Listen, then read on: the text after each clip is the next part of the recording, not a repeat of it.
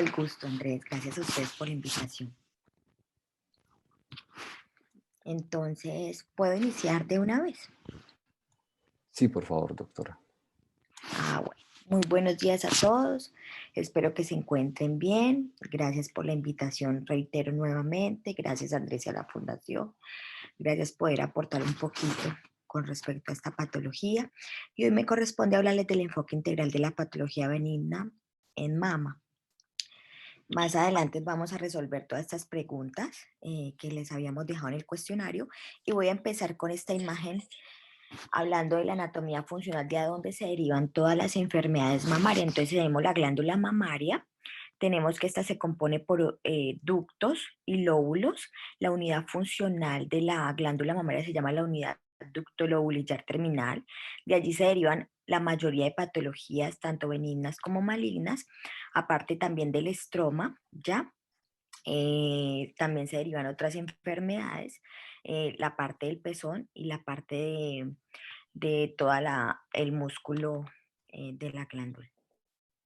Bueno, entonces a mí me gusta mucho esta imagen porque esta imagen me muestra como general lo normal y lo anormal de todo lo que puede producir la glándula mamaria. Si ustedes ven aquí, como les decía ahorita, pero en esta imagen la podemos ver bien, la glándula mamaria se compone entonces, aquí tenemos el pectoral, acá hay una fascia, ya, que se llama la fascia, que cubre el pectoral mayor, tenemos los ductos mamarios, tenemos los lóbulos, y esos lóbulos grandes, que son casi de 15 a 20, se derivan varios lobulillos pequeños. Dentro de estos lobulillos se forman los alvéolos. De esto van a formarse diferentes patologías mamarias de esta unidad ducto-lobulillar, que cada una se llama terminal. Entonces, ¿qué tenemos? Quistes, adenosis esclerosantes, lesiones papilares de un ducto central o un ducto periférico, hiperplasia típica. Les hablaba que también malignas, no es el tema de hoy, pero de aquí también sale el carcinoma ductal y lobulillar. Tenemos el fibroadenoma que se compone tanto de unidad ducto-lobulillar terminal como del estroma. Tenemos las ectasias ductales que son dilatación de los conductos terminales y cada una la vamos a tratar de manera individual y qué se puede hacer. Tenemos los accesos recurrentes, que es generalmente una complicación de la ectasia ductal o de mastitis, que hay varias clases de mastitis. Tenemos la enfermedad de Payet que se da en el pezón, tenemos las necrosis grasas, que generalmente la necrosis grasa es secundario, eso quiero que lo tengan en cuenta, a pacientes que han recibido golpes en la mama o cirugías.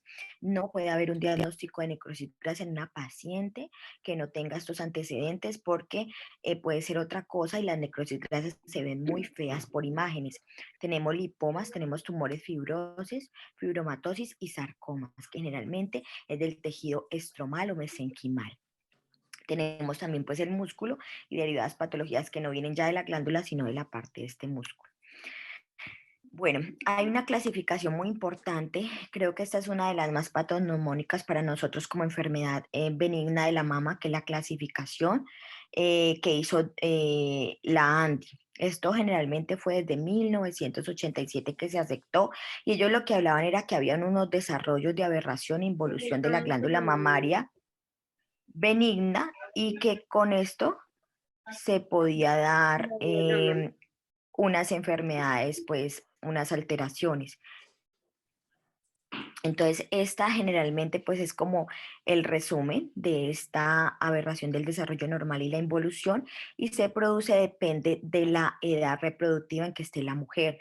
Tenemos que en una edad reproductiva temprana que hablamos de los 15 a los 25 años hay unos procesos normales como el desarrollo lobular, el desarrollo estromal y la eversión del pezón, pero hay unas alteraciones como puede ser la hipertrofia del adolescente, el fibroadenoma, la inversión del pezón y volverse en enfermedad cuando hay unos fibroadenomas gigantes o juveniles, unas gigantomastias, o por la inversión del pezón hayan unos accesos subareolares o fístulas.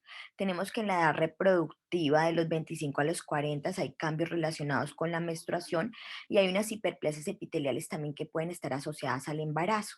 En esto tenemos que puede haber dolores mamarios, que es muy común en la consulta de mama, en la consulta de ustedes doctores, en la consulta casi de 100 mujeres a 95 les duelen los senitos, nodularidades y desórdenes del pezón y pueden haber mastalgias inclusive incapacitantes o refractarias al tratamiento.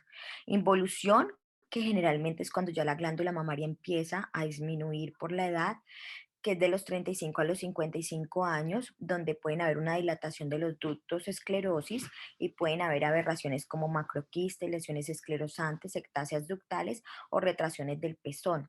Generalmente pueden haber unas enfermedades como mastitis periductales y accesos y otras atipias. También hay una clasificación muy general para todas estas enfermedades que no voy a llegar pues a contarles no voy a ponerme a decirles cada una, pero es para que sepan que se dividen según la clasificación de WHO en tumores fibroepiteliales, mioepiteliales, todos estos son benignos, epiteliales, mesenquimales y tumores del pezón. Pero esta es la que sí me interesa que de pronto la tengamos bien clara, porque por allá en Estados Unidos, Dupont y Pace, que Dupont era profesor de bioestadística y Pace era un patólogo, ellos decidieron evaluar cuáles de las lesiones en la glándula mamaria estaban asociados a cáncer de mama, ¿ya?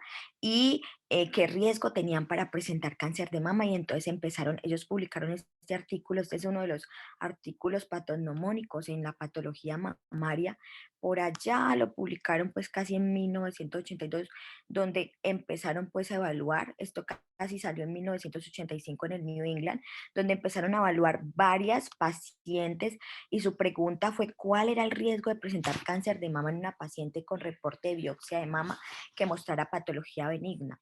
Fue un estudio de corte retrospectivo en 3 hospitales y la población, miren que fue bastantes mujeres, 10.366 pacientes que fueron llevadas a biopsia de mama con un seguimiento de 17 años para 3.303 pacientes que evaluaron, ¿ya?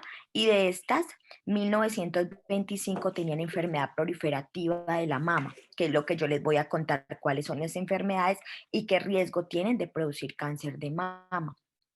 Entonces, ¿cuál es la intervención? Mirar qué pacientes de estas con esta patología benigna presentaron cáncer de mama. Comparaban el riesgo relativo de cada población y el resultado era evaluar y mirar qué hacíamos con cada enfermedad benigna, cuáles eran más riesgosas de cáncer y cuáles no tenían riesgo.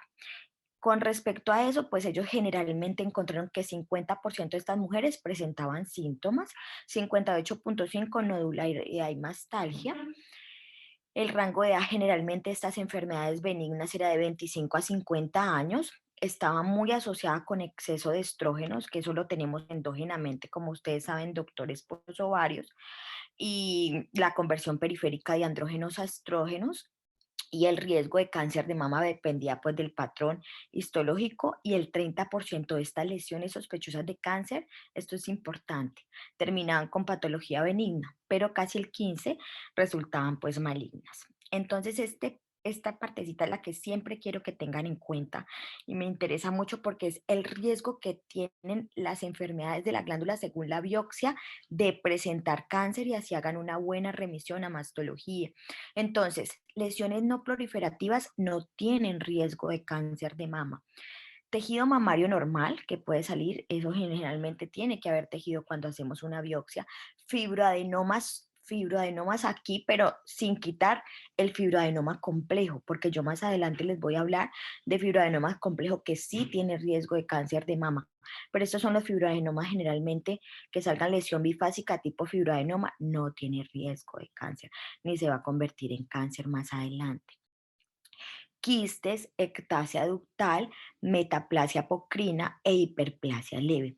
Las lesiones proliferativas que ellos encontraron sin atipia, que tienen un riesgo relativo de producir cáncer a largo tiempo que no es tan alto, de 1.5 a 2, eran los papilomas intraductales, generalmente son centrales, las hiperplasias moderadas, las hiperplasias ductales floridas usuales, la cicatriz radiada y la adenosis esclerosante.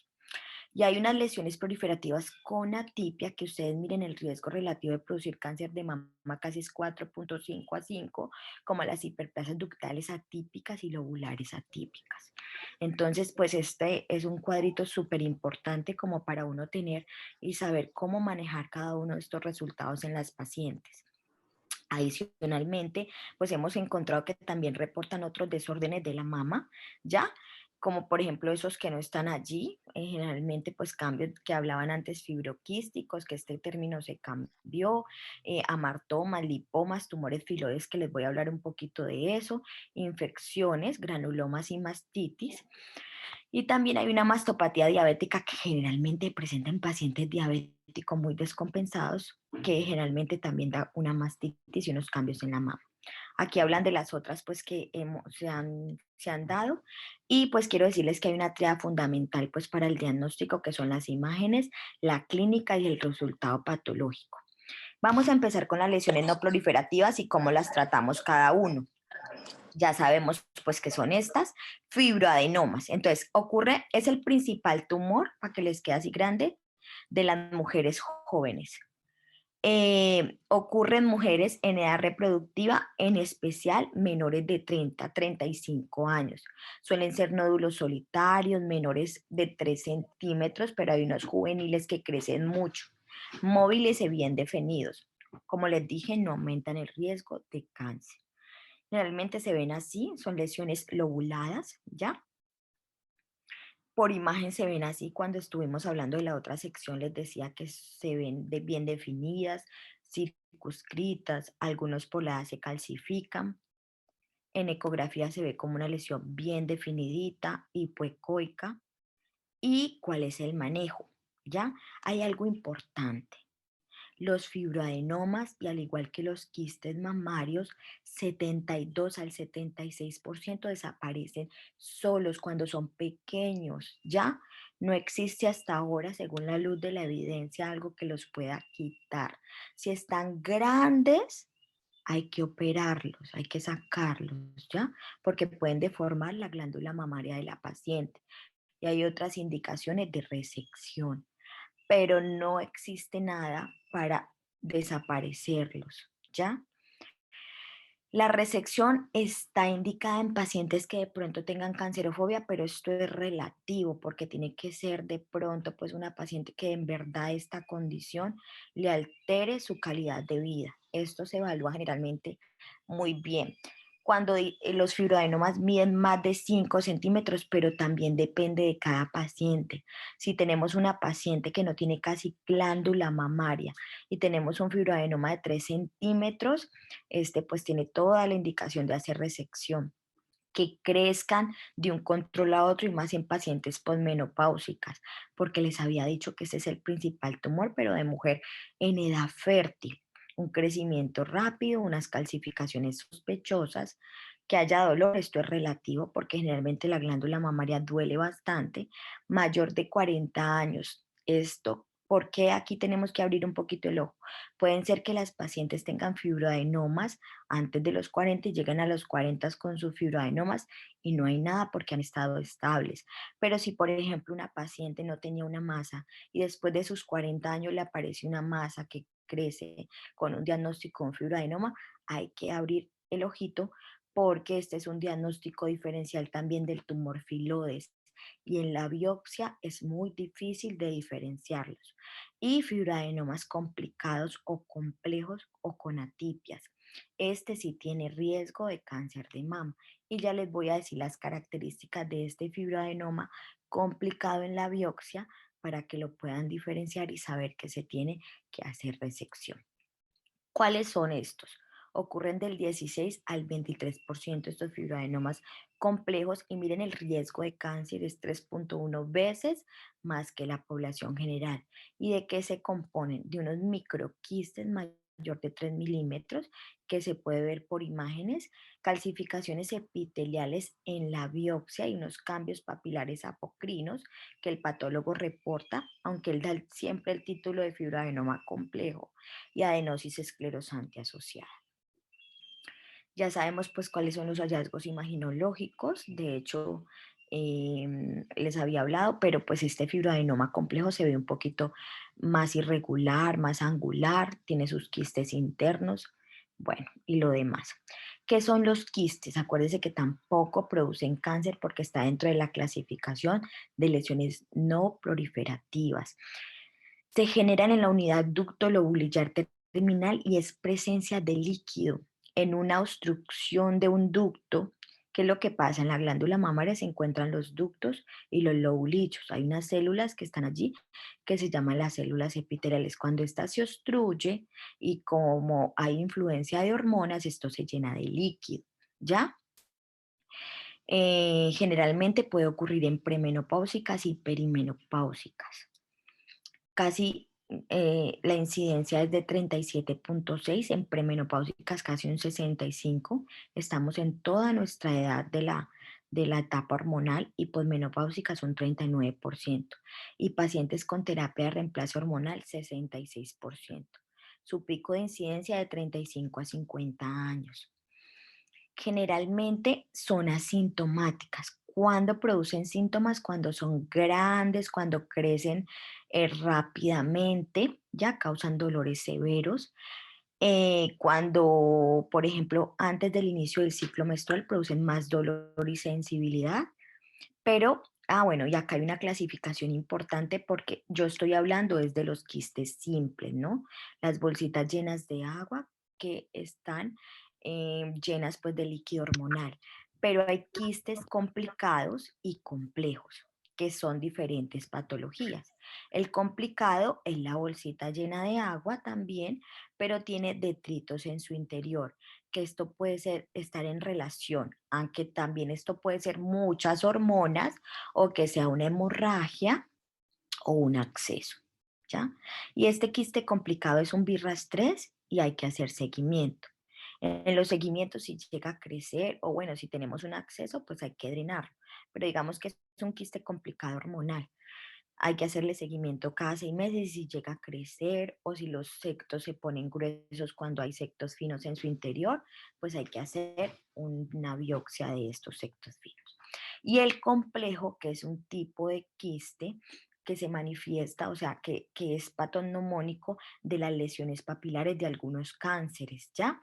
Entonces, ¿cómo se compone de líquido y componente sólido en su interior? Y siempre es un BIRAS 4 A o B y siempre hay que hacer biopsia del componente sólido.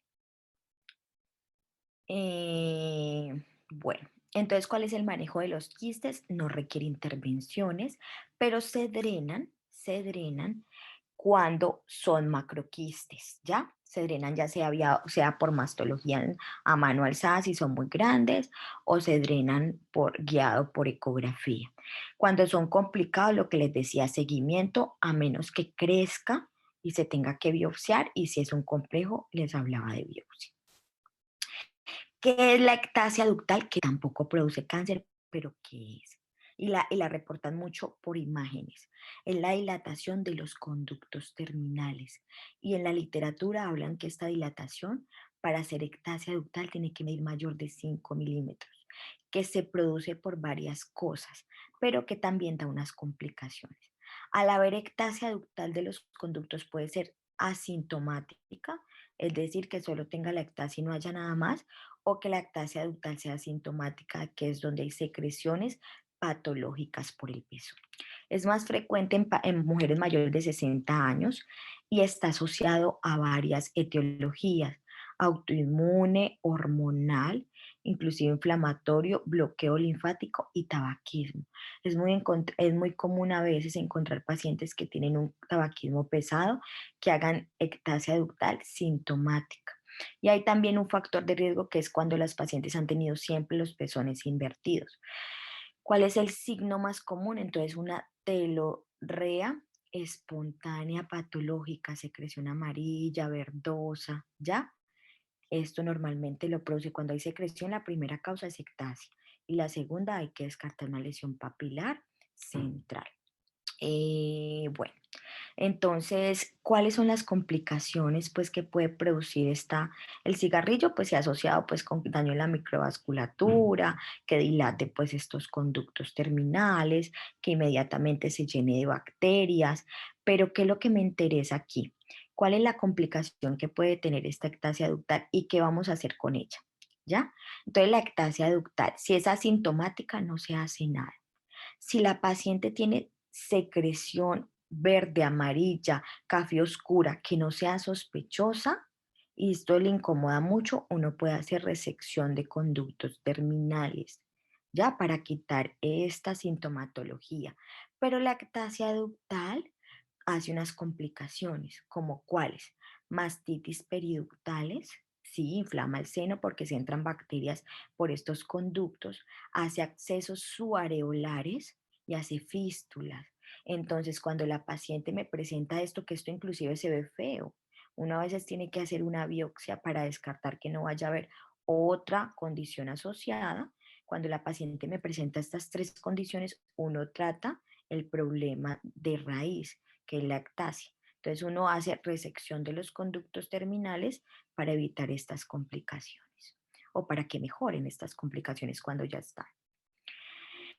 Uno de los síntomas puede haber retracción del pezón y su secreción, y el manejo, si es espontáneamente tranquilizar la paciente, y si la creación, resección de conductos.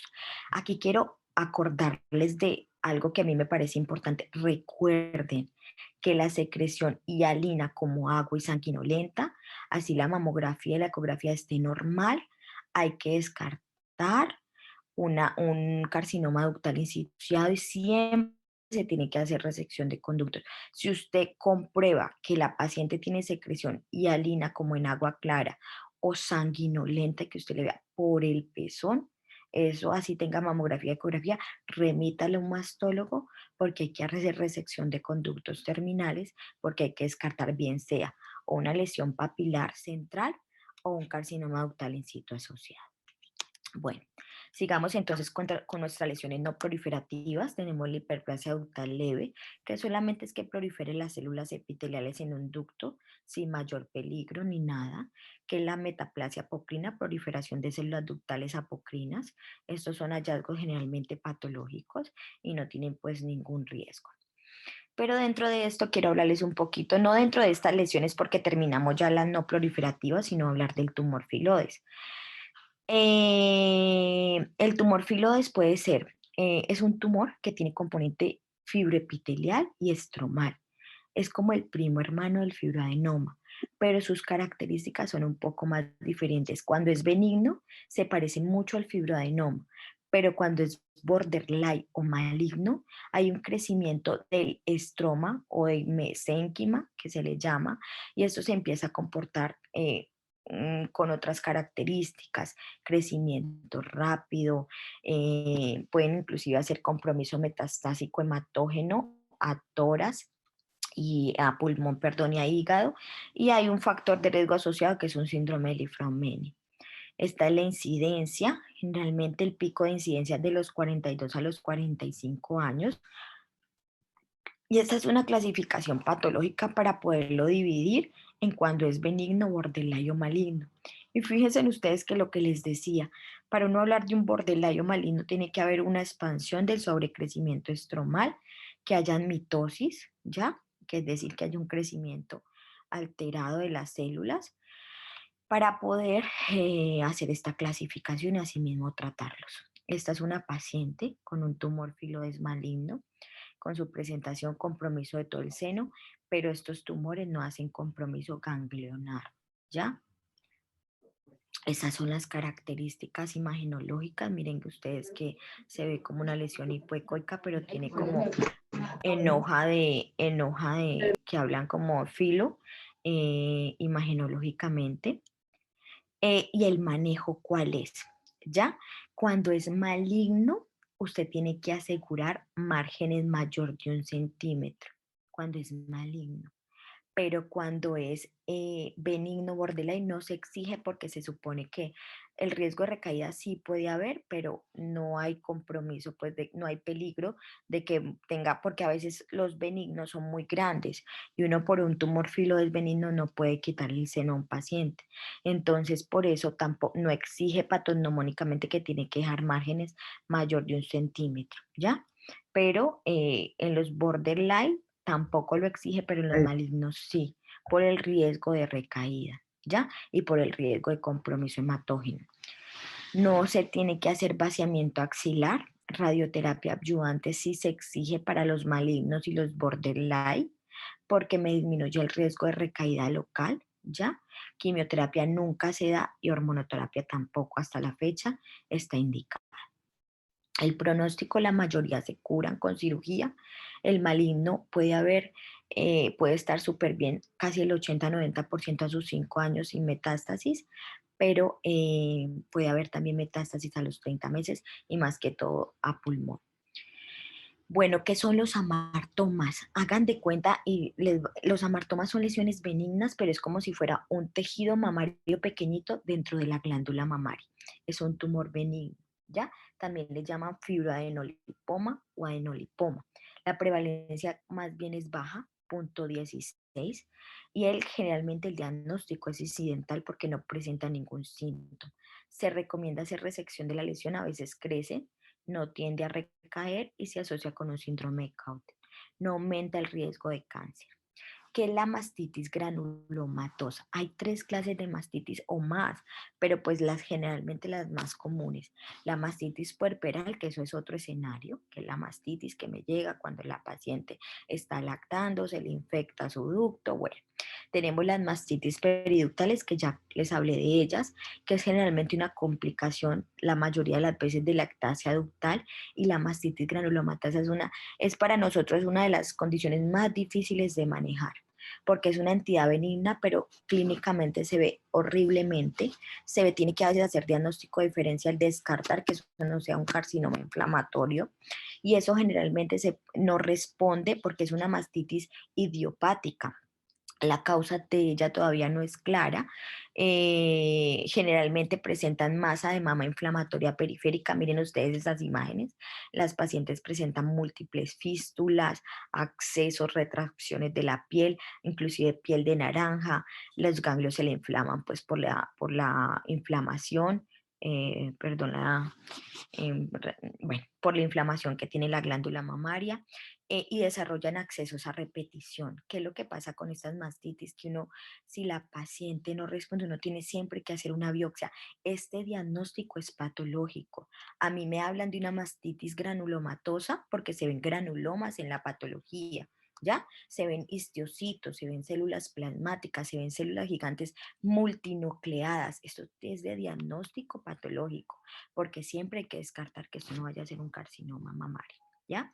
Y el tratamiento, hay varias líneas, pero esto generalmente no responde a antibiótico, a excepto que esté sobreinfectado, pero generalmente no. ¿Cuáles son las etiologías?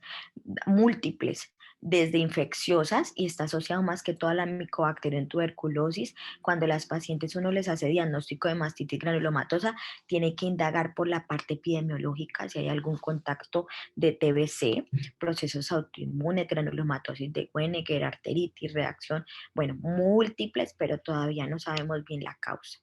Se cree que está asociado a un desequilibrio hormonal, autoinmunidad, agentes microbiológicos, agentes como el tabaquismo y deficiencia de alfa-antitripsina. El protocolo de diagnóstico, como les decía, siempre las imágenes, biopsia, confirmar mi diagnóstico, porque el tratamiento es un tratamiento especial para esta clase de pacientes. Y aquí les voy a hablar como someramente de cómo se maneja. Nosotros iniciamos con pulso de prednisolona de 0,5 a 1 miligramo por kilo y empezamos a monitorizar a la paciente a ver cómo mejora. Y si las pacientes no responden, pues hay también que tomarles niveles de prolactina, mirar la recurrencia, mirar cómo está. Hay una segunda línea, ya que es el metotrexate con ácido fólico. con dosis de 7,5 a 10 miligramos por semana, que eso lo damos nosotros evaluando, pero esto es de mucha paciencia y de cómo ir respondiendo. Generalmente también es, hasta ahora, pues a la luz de la evidencia, hablan de que los glucocorticoides tópicos también pueden servir mucho. La cirugía no está indicada generalmente porque termina de dañar el seno de la paciente. A veces por estarle drenando estos accesos, las pacientes quedan con deformidades terriblemente en su seno sin poderse volver a recuperar. Generalmente hacemos lo posible por hacer tratamiento sistémico y solamente llevamos a resecciones quirúrgicas cuando es necesario. Pero muchas responden hasta tratamiento sistémico y cuando ya no hay síntomas, el tratamiento es expectante, dejar la paciente hasta que vuelva pues a presentar otro pico. Bueno, sigamos en nuestro cuadrito de Dupont y Pace con las lesiones proliferativas sin atipias, ¿ya? Sin atipias, pero sí tienen riesgo de cáncer de mama un poquito más alto, de 1,5 a 2, ¿ya? Empezamos entonces ya ustedes saben cuáles había y empecemos con la hiperplasia ductal moderada severa, ¿ya? ¿Qué es esto? Un aumento en el ducto de células epiteliales, ¿ya? Que hay más de 3 capas, ¿ya? Hasta que se llena todo el ducto y ya no hay luz. Y la florida, que es componente, es compromiso del 70% de esta luz del ducto, ¿ya? Generalmente, pues esto a veces se hace, no es patognomónico de hacer resección, al menos pues que tenga, hasta acompañado otra cosa, que tenga un crecimiento excesivo. Si se descarta pues por inmunohistoquímica que no hay nada malo, se puede hacer seguimiento. No, pero siempre remitan al mastólogo. Las lesiones papilares intraductales, que son lesiones centrales, generalmente es una proliferación de un tallo fibrovascular. Estas lesiones son muy difíciles de por biopsia definir si es solamente un papiloma intraductal o si es un papiloma intraquístico, que es un tipo de carcinoma ductal in situ papilar, o si es un papiloma con atipias. ¿Por qué? Porque generalmente a veces en la biopsia está desprovisto de unas células que se llaman mioepiteliales, que son las que diferencian las células de cáncer a que no tienen cáncer. Entonces, por biopsia es difícil de diferenciar, por lo cual estas pacientes con papilomas siempre se tiene que hacer resección de la lesión. Aparte que los centrales producen secreciones espontáneas, entonces siempre hay que hacerlos. Hay unos papilomas centrales que fue acá los que acabé de hablar y el riesgo pues de dos, y hay unos periféricos que tienen más riesgo inclusive de presentar cáncer de mama. Estos los que hablaba eran los centrales, bueno, y los periféricos o papilomatosis múltiple periférica, generalmente se habla que a veces es juvenil, que se presenta, bueno, acá hay un pico muy amplio, de 10 a 44 años, generalmente no es en mujeres tan jóvenes. Se presenta con una lesión con una masa discreta, sin atipias, el riesgo relativo casi de presentar cáncer de mama es 3, pero con atipia, mire ustedes cómo aumentan casi a 7 y siempre también la indicación es resección quirúrgica de la lesión.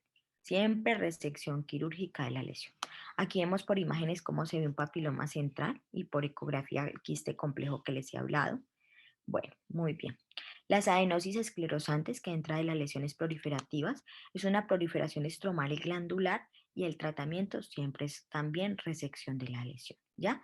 La adenosis esclerosante a veces es muy difícil por biopsia diferenciarla de un carcinoma tubular. Y también se manifiestan por imágenes de forma muy fea, pero la que más simula un cáncer es la cicatriz radiada. Miren ustedes cómo se ve por mamografía, como una lesión estrellada, fea, ¿ya? Y a veces hay lesiones esclerosantes complejas, ¿ya? Estas son las características patológicas. Siempre se tiene que diferenciar, como les decía, de un cáncer especulado. Casi del 8 al 17 puede tener componente maligno, ¿ya? Y siempre hay que hacer en la cicatriz radial resección quirúrgica. Miren cómo se ve de horrible. Por imágenes se ve una lesión estrellada especulada, aquí está. Y empezamos a hablar de las lesiones proliferativas con atipias, que el riesgo de carcinoma sí es más alto, de 4 a 5 a 5, como la hiperplasia lobular atípica y la ductal atípica, ¿ya? Bueno, yo creo que eso se los ha hablado bien. Bueno, y hay una clasificación de las hiperplasias ductales con atípicas y la neoplasia lobulillar. Este fue un término que se acuñó porque es que cuando hablaban de carcinoma lobulillar in situ pensaban que era un tipo de carcinoma y no es un carcinoma, es una lesión de riesgo, de mucho riesgo, porque el riesgo puede ir de 12 hasta 15 de presentar cáncer de mama, pero no es un precursor obligado de cáncer. Es decir, que yo tengo un carcinoma lobulillar, no quiero decir que me va a dar un cáncer, pero se tiene que resecar. Y la hiperplasia lobulillar. La nueva clasificación del octavo comité ya no clasificó a este lobulillar in situ como carcinoma por la confusión que había, porque el carcinoma ductal in situ sí es un tipo de cáncer preinvasivo. Entonces la neoplasia lobulillar, pues que se compone de la hiperplasia lobular atípica y del carcinoma lobulillar. Los acinos se expanden, se llenan de pequeñas y homogéneas. Bueno, estas son todas las características patológicas, pero esta es la importancia. Lo que les decía, no es un riesgo pues obligado de presentar cáncer, pero casi el riesgo es bastante alto. Casi es de un riesgo relativo de 6,9 a 12 con una biopsia y tenemos dos biopsias con este tipo de neoplasia lobular, llega casi a 16, por lo cual siempre, aunque tenga indicación de seguimiento, se tiene que hacer resección de la lesión. Estas son las clasificaciones de él, de esta neoplasia lobar. Las características clínicas es que estas tipo de lesiones pueden ser multicéntricas, es decir, estar en toda la glándula mamaria casi en un 85%, en los dos senitos hasta un 67%, pero a veces no se manifiesta mucho en la mamografía. Puede ser aquellas pacientes que digan, yo tengo una masa, pero la mamo y la eco es normal y sin embargo usted siente como médico que hay una masa, pues remítala porque a veces hay que hacer biopsias a mano alzada, porque a menos que presente necrosis central que se manifiesta por calcificaciones, estas pacientes pueden ser difíciles de palpar o hay una nodularidad allí asimétrica. Miren aquí cómo se manifiesta cuando hay necrosis central por calcificaciones. Generalmente siempre hago resección de la lesión, ¿ya? De esta lesión. Porque fíjense en ustedes que un cáncer asociado puede ir casi a un 68%. Pero después de hacer la resección de la lesión, puedo seguir en seguimiento con la paciente, ofreciéndole mamografía, ecografía, inclusive a veces resonancia, según los factores de riesgo que tenga la paciente. Quimioprevención se les da a estas pacientes con tamoxifeno 10 miligramos. Inclusive se ha hablado de mastectomía profiláctica, cuando son múltiples focos que tienen bilateralmente, pero solo en este caso de pacientes. Y la hiperplasia ductal con atipias, que también tienen casi un riesgo relativo de 5 de presentar cáncer de mama, son ductos distendidos llenos de células epiteliales. ¿Y por qué es tan importante esto y por qué siempre hay que hacer resección? Porque es una proliferación de las células epiteliales que llena el ducto y la diferencia de una hiperplasia ductal con atipia de un carcinoma ductal in situ es cuánto las células llenan el ducto. Si patológicamente hay una proliferación menor de 2 milímetros en el ducto, estamos hablando de una hiperplasia ductal con atipia. Y si es mayor, ya es un carcinoma ductal in situ. Entonces, ¿qué quiere decir eso? Que siempre hay que hacer resección de la hiperplasia ductal con atipia para descartar carcinomas ductales in situ asociados. Este es pues cómo se ve. Siempre generalmente se pueden ver como calcificaciones pleomórficas. Y a mí me gusta mucho este artículo porque quiero que ustedes, o sea, quiero mostrarles como el riesgo de las hiperplasias atípicas de presentar cáncer de mama y las opciones que hay como quimioprevención. Entonces, miren que ellos vieron que las pacientes que tenían, este fue un artículo que se publicó en el New England en el 2015. Y ellos que quisieron evaluar las pacientes que tenían hiperplasias atípicas según la edad, según el antecedente familiar y el número de focos que saliera por patología y la hiperplasia típica, pues así era el riesgo de presentar cáncer de mama.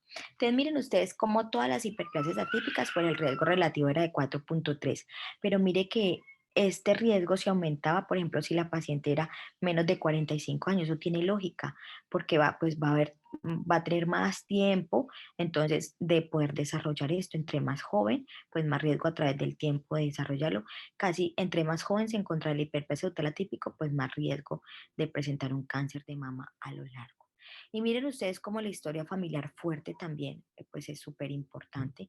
Y el número de focos, ¿ya? Si yo tenía un foco, pues era más bajo, pero si tengo 3 focos con hiperplasia típica, pues el riesgo relativo casi va a 7,6.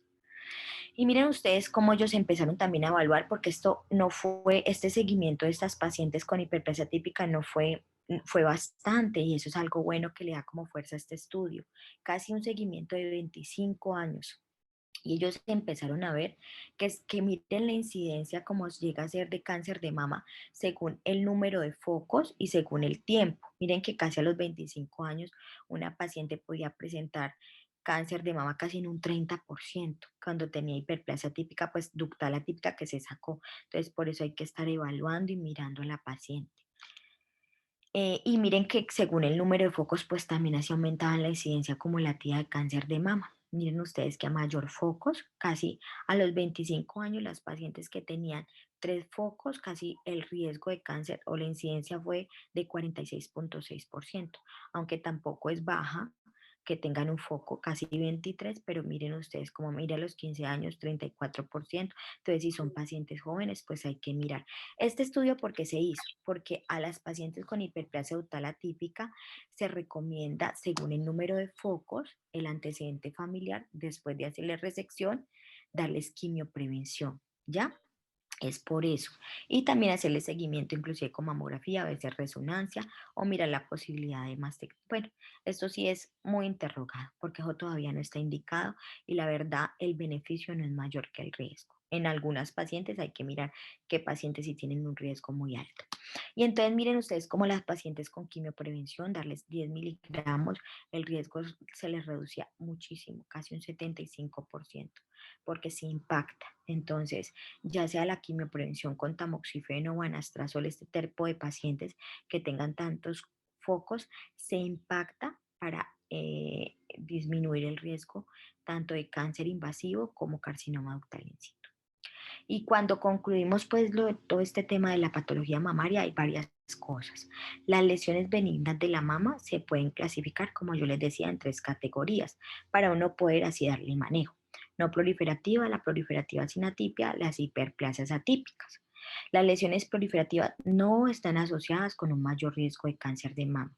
El manejo siempre está dirigido a hacer un diagnóstico definitivo y aliviar los síntomas de estas pacientes. Las que son enfermedades proliferativas sin atipia es un pequeño aumento de riesgo de cáncer de mama. Una vez yo hago el diagnóstico, no se indica ningún tratamiento adicional, es decir, una vez yo opero la paciente, pues no tiene otras indicaciones. Y la hiperplasia ductal atípica y la lobular atípica están sí asociadas con un aumento sustancial del riesgo de cáncer de mama. Aparte de hacerle resección quirúrgica a estas pacientes, sí tengo que evaluar la posibilidad de mandarlas a quimioprevención, sea con tamoxifeno o un inhibidor de aromatasa, evaluando sus múltiples factores de riesgo para evitar riesgo de cáncer de mama futuro.